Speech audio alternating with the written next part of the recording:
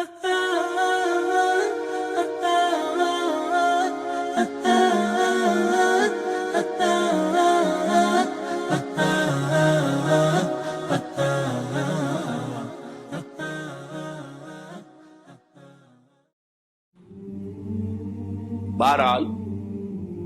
دنیا ایک بہت بڑے تصادم کی طرف بڑھ رہی ہے. اب میں اس سے اگلی بات جو کہنا چاہتا ہوں اس کے لیے پہلے سے معذرت کروں. خوشخبری میں نے دی ہے تو بدخبری بھی مجھے دی. اس عالمی غلبہ اسلام سے پہلے ابھی امت مسلمہ کی بہت پٹائی ہونی ہے، بہت پٹائی ہونی ہے، بہت پٹائی. یہ میں نہیں کہہ رہا، حضور نے کہا. کتاب الملاحم احادیث کی کتابوں کے آخر میں یہ 4 ابواب جو آتے ہیں جن کو عام طور پر علماء بھی نہیں پڑھتے، اس لیے کہ ان سے کوئی فقہی مسئلہ تو نکلتا نہیں، ان سے کوئی شرعی حکم نہیں نکلتا، وہ تو پیشین گوئیاں ہے. کتاب الفتن کیسے کیسے فتنے اٹھیں گے، کتاب الملاحم کیسی کیسی جنگیں ہوں گی، کتاب اشراط الساعہ قیامت کی علامات کیا ہوگی، کتاب و علامات القیامہ یہ کیا ہوں گے. ان ابواب کو پڑھیے تو آپ کو معلوم ہوگا اس دور کے آنے سے پہلے ابھی امت مسلمہ پر اللہ کے عذاب کے بہت سخت کوڑے پڑ. معافی چاہتا ہوں. اگر رسولوں کی شان یہ تھی کہ وہ بشیر بھی تھے اور نذیر بھی تھے تو میں بھی ایک ادنا غلام نہیں کہوں. میں جو کہہ رہا ہوں قرآن و حدیث سے کہہ رہا ہوں. یہ عذاب کیوں آئے گا؟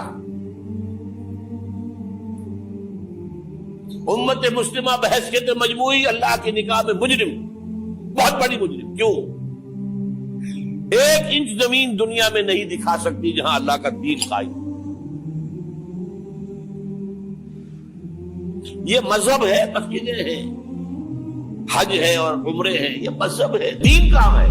اللہ کا نظام کہاں ہے؟ دین حق کہاں ہے؟ وہ نظام عدل کہاں ہے؟ وہ نظام سیاست کہاں ہے؟ وہ قانون شریعت کہاں ہے؟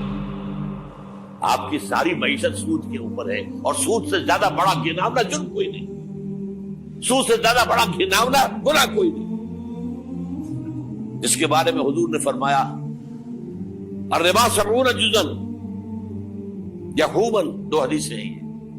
ربا کے 70 حصے ہیں یا 70 گناہ ہیں. 70 گناہ ہیں جن میں چھوٹے بھی ہیں بڑے بھی ہیں. 70 گناہ. ایسا رہا ان میں سب سے چھوٹا اس کے مساوی ہے این کہ الرجل امہ، کہ کوئی شخص اپنی ماں سے زنا کرے. سنن ابی داؤد کی روایت ہے، سن لیجیے پڑھ لیجیے. سارا نظام آپ کا کہاں ہے؟ تجارت ہو تو اس پر ہے، زراعت ہو تو اس پر ہے. بیج لیا تھا تو سودی قرضے پہ لیا تھا، اس کے بعد جو اس کے لیے کھاد خریدی تھی سودی قرضے پہ خریدی تھی، پیسٹیسائڈ خریدے تھے سودی قرضے پہ خریدے تھے. اس کے بعد اگر کوئی ہارویسٹر لیا ہے، کوئی اور لیا، ٹریکٹر لیا تو سودی قرض. سود ہر دانے گندم میں سود ہے. کوئی شخص بچا ہوا نہ میں بچا ہوا نہ بچے ہوا، کوئی بچا ہوا. سارا کاروبار، ساری صنعت و حرفت، ساری حکومت، پوری حکومت، پوری قوم سود کے اندر جکڑی. ایک ایک شخص. کہاں ہے اسلام؟ آپ میری بات سمجھ لیجئے. اسلام کے 2 حصے کر لیجئے. اسلام بطور مذہب، اسلام بطور دین. اور یہ تو آپ قرآن پڑھتے ہیں، پورے قرآن میں مذہب کا لفظ تو آیا ہی نہیں ہے. حدیث کے ذخیرے میں بھی میری امکان، میرے معلومات کے تک کہیں نہیں. یہ مذہب تو ہمارے یہاں استعمال ہوتا تھا فقہوں کے لیے. مذہب حنفی، مذہب مالکی، مذہب شافعی، مذہب حنبلی، اب ایک مذہب سلفی اہل حدیث حضرات کا ہو گیا ہے، مذہب ظاہری، بعض مذہب جعفری. یہ فقہوں کے لیے تھا. مذہب کیا ہے؟ مذہب کا نام 3 چیزوں کا مجموعہ مذہب ہے. کچھ عقائد، کچھ عبادات، کچھ رسومات. بچہ پیدا ہوگا تو کیا کریں گے؟ عقیقہ کریں گے. کوئی فوت ہوگا تو کیا کریں گے؟ جنازہ پڑھائیں گے، کفن دفن کریں گے. شادی ہوگی تو کیا کریں گے؟ ایجاب و قبول ہوگا، ولیمہ ہوگا. یہ رسومات. دین یہ نہیں ہے، دین ہے اللہ کا دین، اللہ کا نظام، اللہ کا قانون۔ وَمَن لَّمْ يَحْكُم بِمَا أَنزَلَ اللَّهُ فَأُولَٰئِكَ هُمُ الْكَافِرُونَ۔ جو اللہ کی اتاری ہوئی شریعت کے مطابق فیصلے نہ کرے وہی تو کافر ہے۔ میں اور آپ کون ہیں؟ برا نہ مانیے،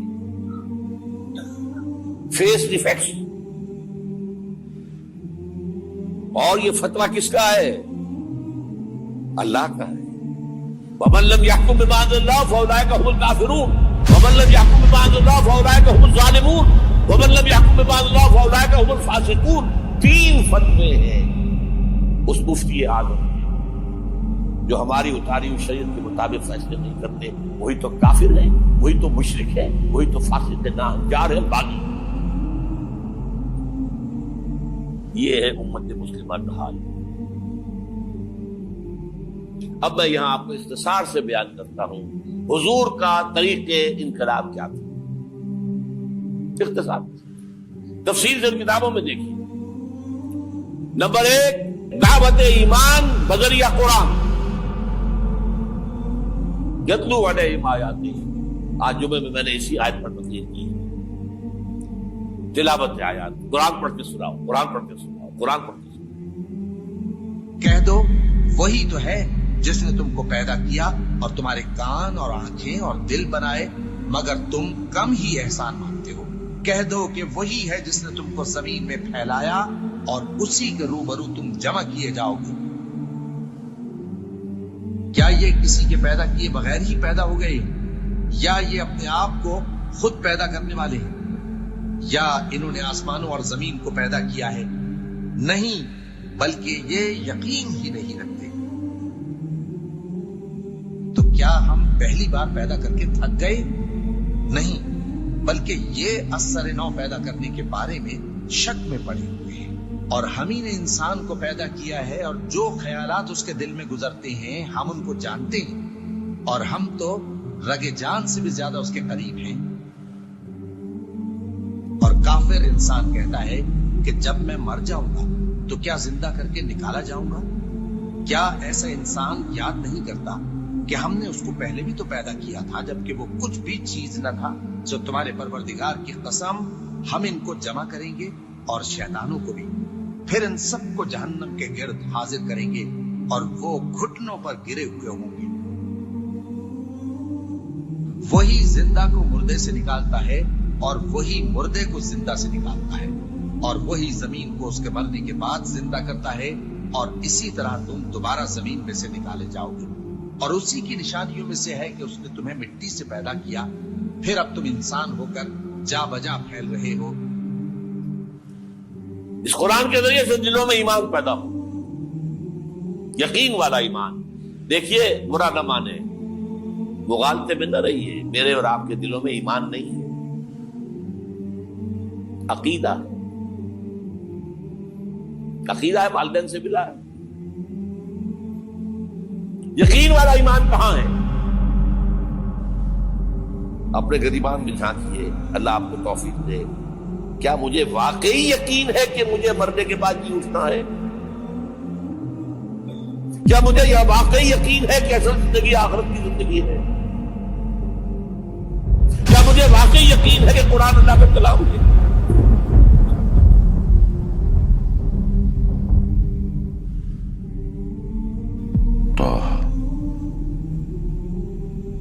ما أنزلنا عليك القرآن لتشقى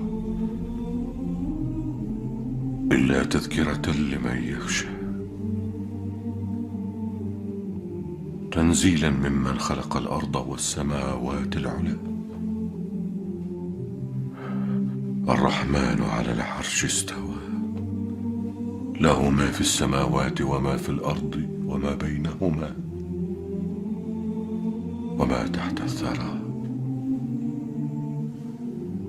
وأن تجهر بالقول فإنه يعلم السر وأخفى الله لا إله إلا هو